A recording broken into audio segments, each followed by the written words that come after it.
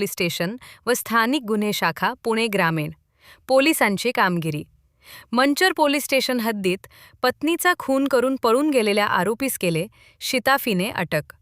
Manchar police station गुन्हा register number 217/2026 भारतीय दंड विधान संशोधन 2023 चे कलम 103(1) प्रमाणे दिनांक 7 जुलै 2026 रोजी दाखल आहे.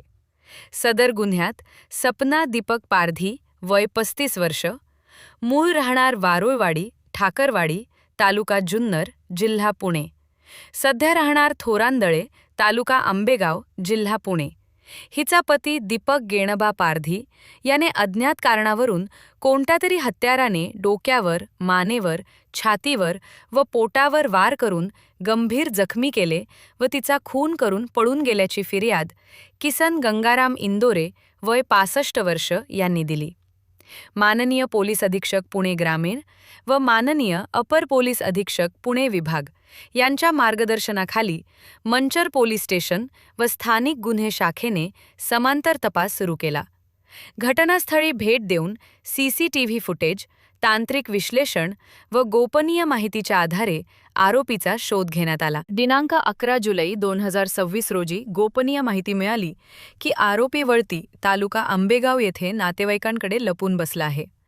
त्यानुसार सपोनी मनोज वाघमारे व त्यांच्या पथकाने आरोपी दीपक गेणबा पारधी यास शिताफीने ताब्यात घेतले.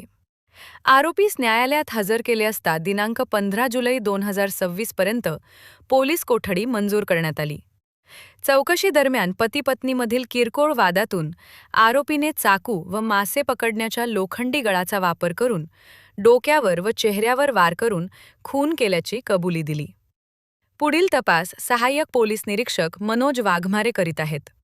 ही कामगिरी माननीय पोलीस अधीक्षक श्री संदीप सिंह गिल्ल, माननीय अपर पोलीस अधीक्षक श्री शुभम कुमार, उपविभागीय पोलीस अधिकारी श्री अमोल मांडवे यांच्या मार्गदर्शनाखाली पोलीस निरीक्षक प्रमोद क्षीरसागर, पोलीस निरीक्षक महादेव वाघमोडे तसेच मंचर पोलीस स्टेशन व स्थानिक गुन्हे शाखेच्या अधिकारी व कर्मचाऱ्यांनी केली.